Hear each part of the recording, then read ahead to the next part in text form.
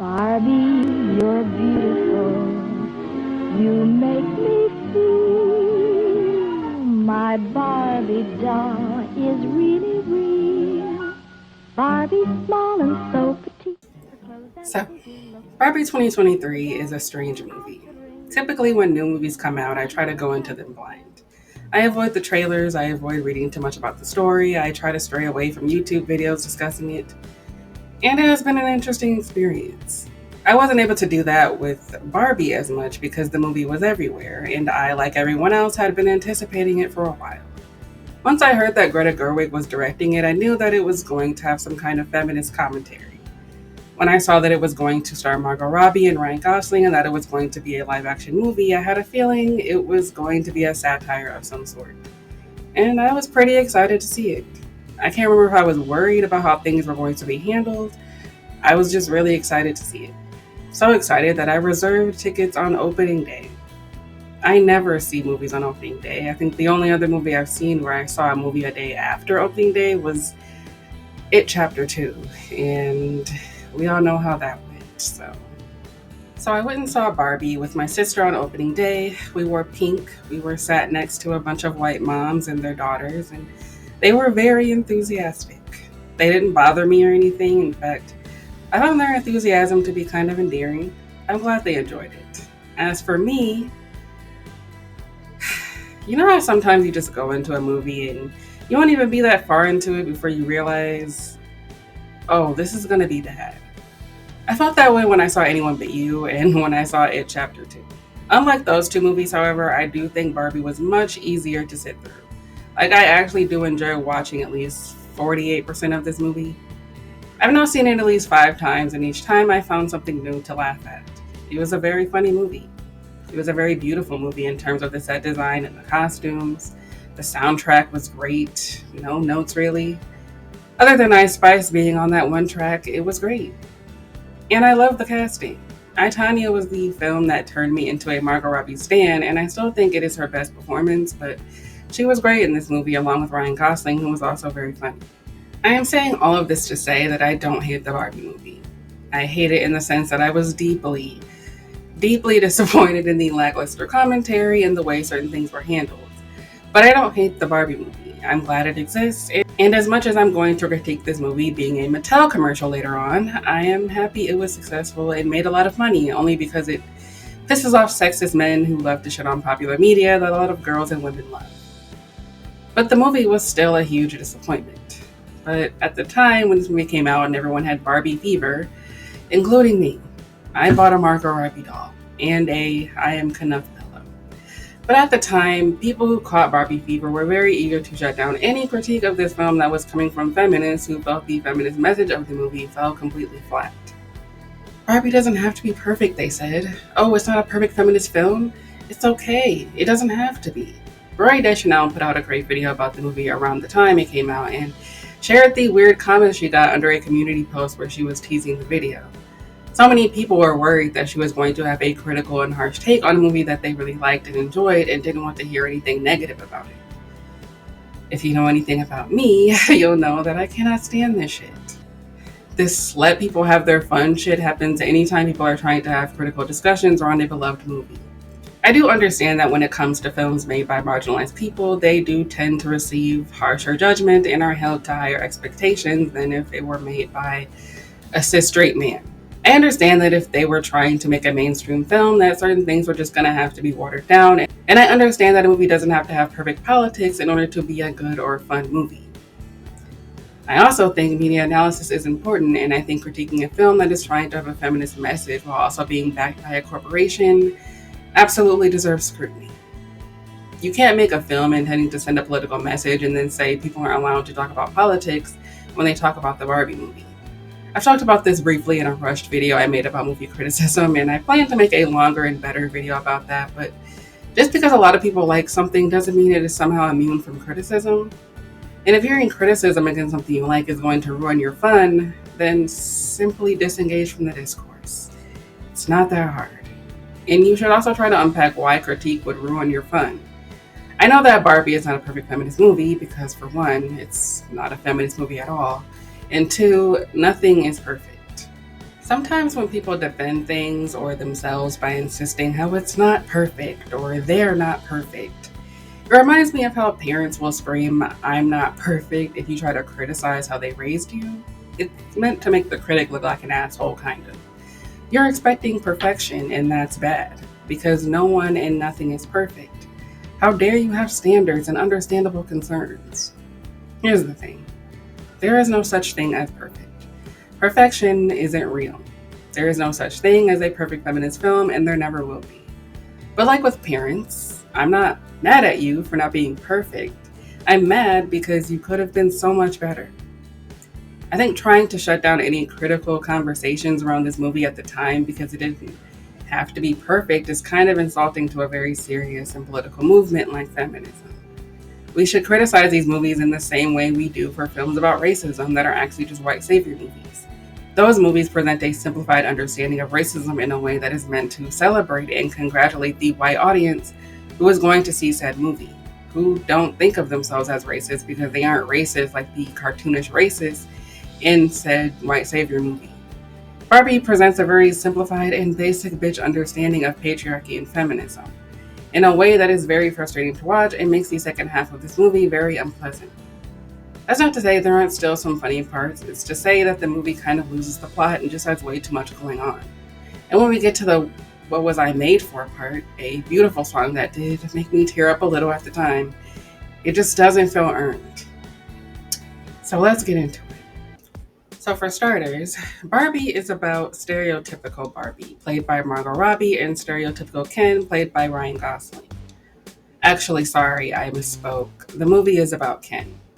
See, it's called Barbie, but it should have been called Ken. I guess there's been rumors that Noah Baumbach, Greta's partner who co-wrote the film, is to blame for why this film ended up being more about Ken, amongst other things, and yeah, I believe it. It would explain why this movie ended up sucking so hard. So Barbie is supposed to be about stereotypical Barbie who lives in Barbie land, getting to the bottom of why she is slowly turning into a real woman with flat feet, cellulite, and bad breath. This part of the film wasn't terrible. I think some of the tiny bits of commentary were actually spot on and funny. Like, Barbie is a dream woman in the eyes of patriarchy. She has feet that are built to sustain heels, which is why it's funny when Barbie's like, "I would never wear heels if I had feet like this." She doesn't have to actually eat anything, and she doesn't have bad breath. Her body never changes, and she doesn't age. So, like I said, she is a dream woman in the eyes of patriarchy. There was actually a Barbie called Slumber Party Barbie from 1965 that came with a set of pajamas, a robe, a hand mirror, a diet book that says, "Don't eat" on the back, and a scale weighing at 110 pounds. Definitely didn't cause any eating disorders with that one. Barbie is so perfect that she is 110 pounds forever. Now, this theme is what runs throughout the first part of the movie, and I think it kind of works, but it falls flat for me, no pun intended, because it is centered on a stereotypical Barbie in the first place. Now, I'd rather her than Ken, but if you remember almost 10 years ago now, Mattel finally fixed body image issues by putting out a Barbie with hips, and then patted themselves on the back for it like a bunch of assholes. I was gonna buy a curvy Barbie for this video, but decided against it. You don't even need to buy it to see that she is really not that much bigger than stereotypical Barbie. Curvy Barbie in the movie, however, is much bigger than what curvy Barbie looks like in real life. The movie does not address this at all. They don't even acknowledge that fat Barbie is fat Barbie. She's just there as if it's normal and not at all a thing that a fat Barbie is in the room. In real life, kids do not like curvy Barbie. They fat shame her because we teach children to be fat phobic and then act shocked when they're fat phobic. Curvy Barbie did not solve body image issues, and Mattel acting so self-congratulatory about it makes me want to bang my head on the table like Ty and Clueless. Because it's part of why they don't feel the need to say anything about that. They just throw in a fat Barbie so they can get representation points, even though a Barbie like her has and never will exist. Our fatphobic society will not allow for that. Hence why the story should have been centered around body positive Barbie, to all you fatphobic people mocking Amy Schumer every 5 seconds about that scrap version of Barbie. Centering this story around stereotypical Barbie always rubbed me the wrong way, especially when her running joke throughout the film is Barbie having cellulite. It's the thing that sends her to Weird Barbie for answers. Weird Barbie, who resides away from Barbie Land because she was played with too hard. If this movie wasn't funded by Mattel and was written by people who have a better understanding of patriarchy and feminism and weren't afraid to talk about fat phobia, Fat Barbie would have been here as well. As I just said, Curvy Barbie is not a popular Barbie. She is not a Barbie that kids want to play with, really. So she is literally a rejected Barbie. She should be here with Weird Barbie. And if she was here, the movie could have made some interesting commentary about that. But they were chicken shit, so they didn't. Instead, they pretend like Fat Barbie being here isn't a big deal and that is just how it's always been. They do the same thing with Black Barbie.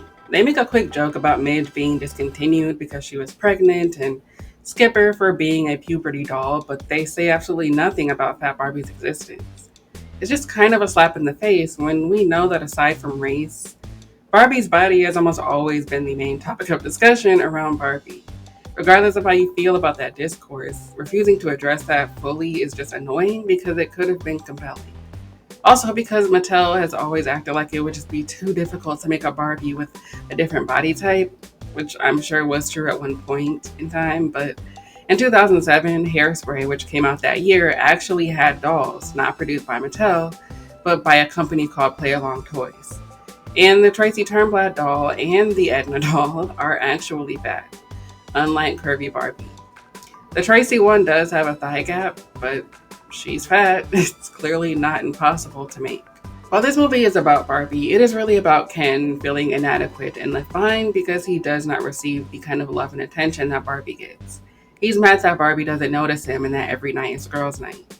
When Barbie is instructed to enter the real world, Ken tags along and discovers the monstrosity that is patriarchy. Even though Barbie Land is also patriarchy, except in this pink patriarchy, the girls are treated like men in the real world and the men are treated like women in the real world. Barbie doesn't know this until entering the real world. She thinks because Barbie has been able to be and do everything, women in the real world must be just as liberated. She realizes quickly how much their worlds differ from each other when strange men begin catcalling her and the cops act super creepy with her, making weird comments about her appearance. Meanwhile, Ken feels he is finally getting the respect he deserves just for being a man, and so he decides to leave Barbie in the real world to go and turn Barbie Land into Ken Land, and he, along with the other Kens, brainwash the Barbies into being submissive Stepford wives, basically. Barbie in the real world meets the girl who she thinks is the one playing with her and causing the cellulite, a young tween named Sasha. Sasha is really mean. We learned this before even actually meeting her, and when Barbie approaches her and tells her that she's her favorite person of all time, she lays into her about how she's responsible for setting back women's rights and glorifying consumerism, and ends this dressing down by calling her a fascist, which Barbie knows and understands for some reason. She doesn't know that the real world is not a matriarchy or what this movie thinks matriarchy is, but she knows about fascism. Sure, Susan, whatever you say. The scene represents one of the first moments that made me realize that this movie was not going to have any interesting commentary. Because all this movie really does is tell you that it is self aware. They are aware of the criticisms against Barbie and the company Mattel itself. And they are not only letting you know that they know, they are also parroting and mocking the people and these criticisms. Sure, they poke fun at themselves with the CEOs all being men, but it's not like they would ever go so far as to actually condemn anything about Mattel or how they operate.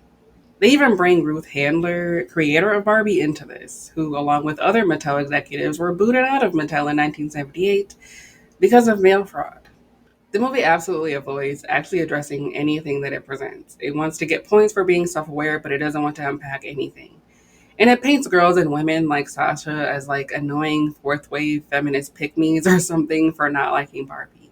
Because we learned that it's actually her mom, played by America Ferrera, who has been playing with Barbie and giving her cellulite and irrepressible thoughts of death. America says she misses the days when her daughter would play with Barbies and America would join her, but now Sasha hates her guts and America is just a poor mom who's lonely, even though she has a husband. I'm not saying you can't be lonely in a marriage, you absolutely can, but like, is her husband not being a good husband? What is going on here? Or does she just not have any friends? We don't know. We're just meant to hate Sasha because Greta Gerwig hates teenage girls. Cool. What's funny is Sasha herself calls this out in one of the few scenes that has some more than decent commentary. Barbie's like, I love women. I want to help women. And Sasha's like, everybody hates women. Women hate women. Men hate women. It's the one thing we can all agree on. Truer words have never been spoken. But this is a mother-daughter movie, according to Greta. And as we all know with mom idealizing feminists, teenage girls are not people worth defending. Which is why the arc of Sasha and Gloria makes no sense and also seems like the writers themselves forgot about as they were writing the script. Because even though Sasha hates Barbie in the beginning, she very quickly becomes a Barbie stan. She gets a girly makeover out of nowhere. And her mom's relationship is repaired. The fuck? That's really weird, and I don't like that. Why does she have to like Barbie? Like, I played with dolls when I was a kid. I was more of a Bratz girly, but I don't hate Barbie like a lot of people seem to. But, like, not liking Barbie is not a bad thing. You don't have to be into traditionally feminine things. That doesn't make you a pick me or not like other girls, girl. Sometimes people just don't like certain stuff, you know? What would have been more interesting is tackling what Sasha was saying. Believe it or not, there are a lot of moms who didn't let their daughters play with Barbies because they thought she was unhealthy for little girls' self esteem and body image. There are feminists now blaming certain types of women for setting women back because they're hot or look like bimbos, as Sasha calls Barbie in that scene. I think glossing over that, not wanting to do anything with it, is why this movie really frustrated me. Because after this, after the CEOs go on the hunt to get Barbie, and Barbie, Sasha, and Gloria go back to Barbie Land and discover the Kens have taken over, we realize it wasn't just Barbie Land they'd taken over. They'd also taken over the movie, and this completely muddles the main themes of the movie. It's what makes the last few moments of the film feel unearned. And the narrative ends up either intentionally or unintentionally propagating a men's rights activist perception of feminism and patriarchy. As I've already said, Barbie Land is supposed to be a matriarchy, but it's actually just patriarchy with women. This is the first sign that Greta Gerwig and her husband don't really understand anything about feminism if they do not understand that, or that women can also perpetuate patriarchal bullshit. Either they clearly think that feminism is just about women gaining political power, or they are again purposely watering it down for a wider audience. I personally think it's a mixture of both because I just don't think Greta understands feminism. Nor do I think most of these feminist directors understand feminism. And I don't expect people to be perfect. I am still learning about feminism myself. I do not know everything, and I'm actually planning to hopefully do more research on second wave feminism since it seems to be making a comeback. But I know that I understand feminism much more than Greta does. The mom idealizing alone is proof of that. Placing mothers on this pedestal and harping on how hard it is to be a mom while portraying teenage girls as mean, ungrateful bitches, as if to say that it is moms who deserve the most empathy and the most grace just because they're moms. Which is sexist. That is sexist. That's not feminist to idolize mothers or motherhood. Motherhood should never be idolized in a country where being a mom is hard and being pregnant can be dangerous and deadly even. It's also gross to imply that women becoming the very thing that is expected of them is what makes them amazing and worthy of exaltation. Not all women have uteruses, not all women can have children, not all women want children, and not all moms are amazing. I'd argue most moms aren't amazing because most parents kinda suck. This is the kind of feminism that is born from people who have never really read anything about feminism and think that feminism is just benevolent sexism. We have no idea why Sasha and her mom aren't getting along, but it doesn't matter because her mom was presented as a lonely saint and her daughter was presented as a bitch. And naturally, that means we must side with the poor, boring mom because fuck teenage girls. But if the writers could get past their hatred of teenage girls, they could have explained why Sasha seems to be pissed off all the time, but also has some understanding of feminism and misogyny. It's possible that Sasha has experienced a lot of misogyny at school from her peers or her teachers. She's in middle school. I was in middle school once. I understand why she's pissed. Why not explore that? Oh wait, you'd have to actually see teenage girls as human beings to explore that. Forgot. Silly me. It's really unfortunate. More unfortunate that it gets completely overshadowed by the Kens. When Barbie returns to Barbie Land, an interesting scene takes place. Barbie complains to Ken that everything in the real world is fucked, and says how they failed the women and girls in the real world. And immediately Ken angrily screams, "No, you failed me." And it was then that I knew this was about to be some shit. Now, when I was in the theater, I was very curious and nervous about where they were going with this. Is it a criticism of men who blame feminism for men's issues? Or are they endorsing the false idea that feminism has harmed men? Seems like they went with the latter. The thing is, this movie's writing is so all over the place that it is hard not to empathize with the Kens to some extent. They are being oppressed in the society, but also the movie clearly thinks Barbie Land being run by all women is the correct way that things should be. Because things go back to the way they were when Ken loses interest in doing patriarchy. He thought it was just about horses. This to me weirdly speaks to the ways that sexist, misogynistic men understand the world to be. Men think that society currently is Barbie Land. Women are running the world and it is the men who are actually oppressed. It's a world where body positivity has been achieved, I guess, in the sense that we don't acknowledge the Barbies that are fat, and we also don't actually interrogate why we've alienated weird Barbie because of how she looks, or how Barbie even knows what cellulite is, or how they admit to talking shit about her behind her back and to her face, and then at the end are just like, sorry, you want a job? Like, what a weird way to resolve that. Speaking of resolving things weirdly, after the Barbies manage to take back Barbie Land, Barbie has a talk with Ken where she basically apologizes to him for not liking him in the way he likes her, and says that every night didn't have to be girls' night. It's infuriating because it confirms exactly what I'm saying about this weird, possibly unintentional message that is perpetuating the lie that feminism has failed men and that feminism has already been achieved and is no longer important or relevant to progressivism. Sadly, many people on the left and in some self-proclaimed feminist spaces seem to think this way as well. A lot of men who identify as men's rights activists hate feminism in part because they feel women center themselves too much, and they don't acknowledge men's issues. Many of them want feminism to be about men and not everybody, like Bell Hooks was trying to tell us 20 years ago. And to be fair, there were feminists who were openly anti-men. They advocated for political lesbianism, which is just separatism. Dokie and Trash Discourse have both made great videos about that if you want to know more about that. There are also TERFs and swerves and apparently black-pilled feminists, according to Trash, who also made a video talking about this. I've been instructed not to look it up because it's that horrible of a community, but yeah, just go and watch that as well. If you've seen my Lena Dunham Amy Schumer video, you'll remember I talked about white feminism, which is a term that gets thrown around a lot these days, kind of uncharitably, but it is a white supremacist version of feminism.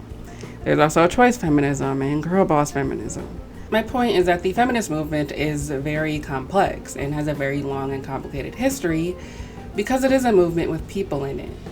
And people are messy and complicated and racist sometimes. Looking at you, Elizabeth Cady Stanton. Feminism has always, in a lot of ways, failed to address intersectionality, misogynoir, and trans misogyny, and while it's getting a little better, anti-fat bias and ableism, which extends to leftism as well. Leftists are not great on these issues. Throughout history, middle-class to upper-class white women were the ones who got the most mainstream attention when it came to women's rights. Their issues got the most attention, and that left out a lot of people, not just men. And this has always been one of the main things that irritates me about MRAs, is that they're so self-centered. There have been feminists who have advocated for political lesbianism and completely divesting from all men, even if you have sons. Wait, I have sons. Your sons are gonna be rapists. But there are also feminists who exclude sex workers, trans people, people of color, fat people. The suffragists were very committed to presenting suffragists as conventionally attractive women and fat women as like dumb conservatives. They wanted to erase this stereotypical image of feminists as fat and hairy-legged. Oh, the horror. Feminism is very, very complex. That's my point, and it has failed a lot of people, in the same way leftism has. But it has also helped a lot of people. Feminists of the past have done a lot for women, for us to be where we are today, even if where we are is still bad and sucks really hard. Things have been worse, if you can imagine. And I feel like even people like Greta Gerwig or people online who also don't really know or understand a lot of feminist history aren't giving the movement enough credit by trying to distill it down to just be patriarchy but for girls. I don't necessarily think it would be bad for young girls to view this movie, but the fact that I can understand on some level why conservatives were able to leave this movie liking it because they misunderstood the message that was admittedly extremely messy and confusing is not a good sign to me. As much as many people from all sides of the political spectrum lack media analysis skills, conservatives are probably the worst, but the movie is confusing and it misrepresents both matriarchy and feminism. And I think that's really bad. I don't think that means you have to dislike it. I just mean we have to be able to acknowledge that, because I'm sorry, but I'm tired of these lazy ass movies claiming to have some kind of feminist message. I realize a lot of movies of the past that had feminist messages or unintended feminist messages are saying so much more than a lot of these feminist movies as of late. Legally Blonde has more to say about patriarchy and our society's weird bias toward conventionally attractive women than most movies trying to talk about that. Like, Elle Woods gets a high score on her LSATs and has a 4.0 GPA, but ultimately she gets into Harvard because she's hot. And everyone at Harvard hates her because they think that's the only reason she got in and that she's stupid. Legally Blonde obviously has a lot of issues in it as well. It's kind of lesbophobic. Maybe not even kind of. Lesbian character is also a feminist and isn't presented as someone we're supposed to like. She also has curly hair, which is a common staple of the unlikable feminist lesbian character. She also has curly hair, which is a common staple of the unlikable feminist lesbian stereotype. It doesn't bother me that much because she actually says something that is genuinely funny at the not costume party. It works as some good feminist trolling that I am here for. The English language, it is all about subliminal domination. I mean, take the word semester, okay? This is a perfect example of this school's discriminatory preference of semen to ovaries. That's why I'm petitioning to have next term be referred to as the winter ovester. Legally Blonde is not necessarily a feminist movie, but it does have some feminist themes and does a better job of touching on sexism and misogyny in a way that isn't just breaking the fourth wall and being super self-aware all the time without actually saying anything meaningful. I am way more moved by Legally Blonde than by Barbie or Don't Worry Darling. Hell, Bring It On does a better job of commenting on white feminism and racism and being an ally than the Barbie movie does. It definitely does more with its marginalized characters than Barbie, that's for fucking sure. Putting this movie on some pedestal and acting like it's the best feminist movie to come out in years is annoying as shit, when the feminism is not only so incredibly 2010s, but is also a type of feminism being financially endorsed by a corporation. I think a much better idea would have been to write a story about Barbie without calling it Barbie. Give it some kind of fake name and just satirize the doll and the company, its history, and society's perception of Barbie. That way we could actually get some actual satire about Mattel and Ruth Handler, and we could maybe address the body image shit or curvy Barbie, and maybe we could actually do something with the marginalized characters and not just have them be around as little Christmas tree ornaments. Hi, wheelchair Barbie. Bye, wheelchair Barbie. It was nice seeing you that one time. Like, it's so insulting. And this is not unique or new. There's so many movies and TV shows, especially teen shows, where the two leads will be white, but everyone else will be like black, Asian, biracial if you're a woman, because dark-skinned black teenage girls don't exist, I guess. And you'll possibly, but rarely, get a fat character. Usually a girl. The difference, though, is that those characters at least get more than a few lines and they actually have bearing on the plot.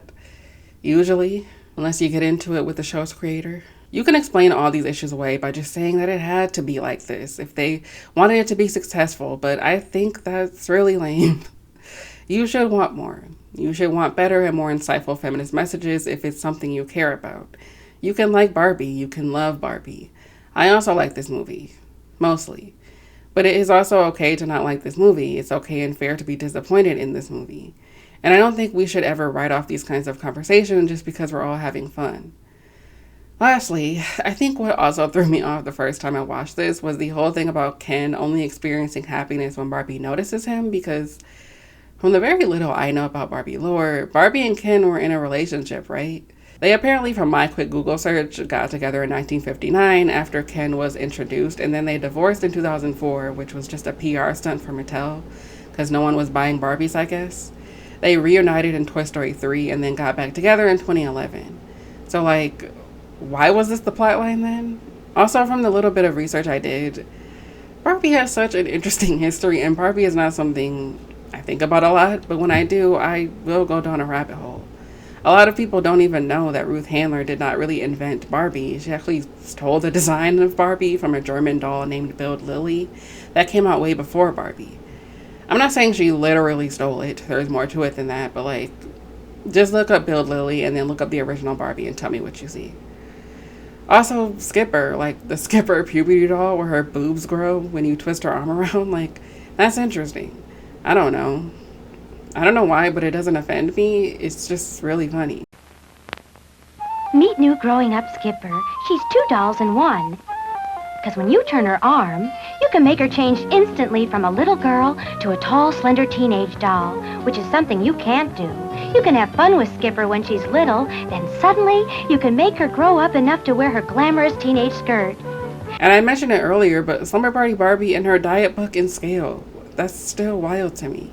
Barbie does not bear the sole blame of body image issues in young girls, but I don't love when people say that, oh, it didn't give me body image issues, so that must be fake, because it did for some people, and it shouldn't be blamed for making girls feel terrible about how they look, because you don't have to play with Barbies to develop body image issues in an anti-fat society that is obsessed with thinness. If not Barbie, TV, movies. Kids' media is filled with fatphobic undertones and stereotypes. Fat people are often portrayed as villains. Mr. Krabs from SpongeBob is coded as fat even though he's a crab. He's selfish and greedy and an asshole. All traits commonly linked with fat characters. Also, most people are fatphobic. Parents, teachers, doctors, siblings, friends, peers, etc. So no, Barbie should not bear the blame for that, because I also don't think it's super feminist to hate on Barbie because she looks like a bimbo. I find that there are some feminists who are maybe unintentionally condemning feminine interests and making it seem like engaging in those interests is purely for men and is contorting yourself for the male gaze or whatever. This is what I wish the Barbie movie would have done with Sasha, but you would have to know what you're talking about in order to do anything interesting with that. Not to mention it also doesn't address race or disability, because racism and ableism have been solved in Barbie Land, I guess. Barbie ends with her meeting her maker Ruth for the second time, who tells her that Barbie was never meant to have an ending and says that our mother stands still so our daughters can look back and see how far we've come. The mother-daughter shit just doesn't work here because of the whole Ken MRA detour. It just got in the way of what could have been a slightly more insightful message about women and sexism in progress. This is where Barbie learned that she always had the power to become human. She just needed to believe in herself. So she metaphorically clicks her red ruby heels, and this is where Billie Eilish comes in, and she envisions real women. And it ends with her going to see a gynecologist because, as you well know, Barbie did not have a vagina, but now she does. The end. All in all, I think Barbie is a cute and fun movie that is enjoyable and also very flawed. And I think white women filmmakers who identify as feminists or talk about feminism in their movies and their work should be held to a certain standard. I think the more privilege you have, the more you should use that privilege for good. And while I don't think Greta is evil and isn't doing Amy Schumer or Lena Dunham levels of fuckery, I don't think people who have a vague understanding of a serious political movement shouldn't be scrutinized when they try to invoke those politics in their big mainstream movie. Having America Ferrera give a long, cringy 2012 speech about how hard it is to be a woman is not enough. Guys, words cannot describe how much this scene makes my body stiff. I physically cringe into a pretzel every time this scene is approaching. I hate it so much. Feminism is a political movement. It's not just a cute hashtag. It's not just about catcalling. It's not about idolizing moms. It's not about how men are stupid and women are always smart and competent. It's also not capitalist, which means this movie couldn't be feminist, even if it tried. That's all I got. In conclusion, go watch Bring It On and Legally Blonde, and tell me what you think of its message. Is it better than Barbie? List some movies that are better feminist movies than Barbie. Also, do you guys ever think about dying? Barbie's giving a surprise party in her new dream house. The guest of honor is Mattel's exciting new teenage doll. It's Ken's buddy, Alan. Alan is exactly the same size as Ken, so he can wear all Ken's handsome outfits, the way Midge wears Barbie's fabulous clothes.